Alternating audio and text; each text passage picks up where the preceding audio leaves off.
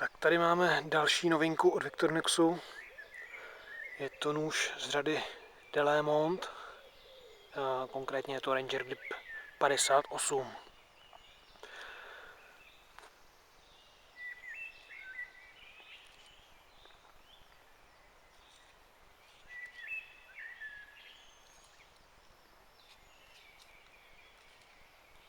Takže máme tady jednou rukou otevřitelnou čepel.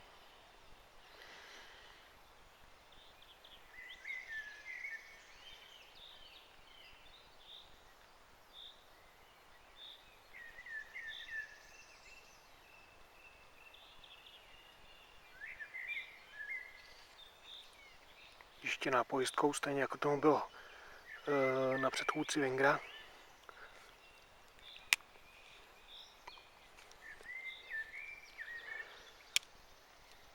Dále potom párák.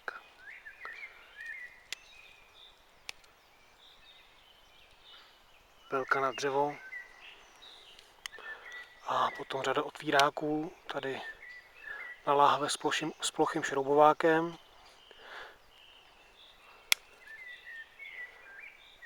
A otvírák na konzervy s malým plochým šroubovákem.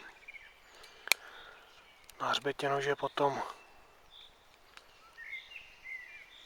výstružník a křížový šroubovák. Ve střenkách potom máme pinzetu a párátko.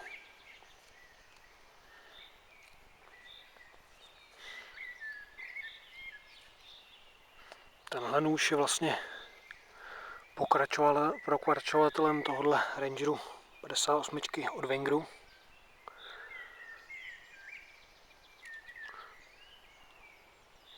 Co je docela příjemný, je to, že ten nůž je uší, má menší ty střenky, nejsou tak bachratý.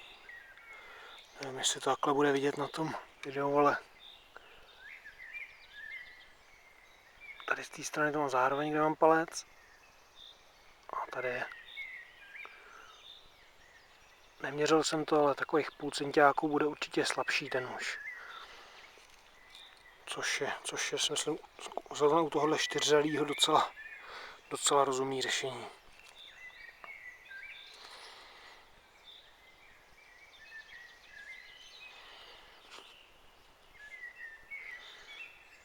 Takže Victorinox Delémont Ranger Grip 58.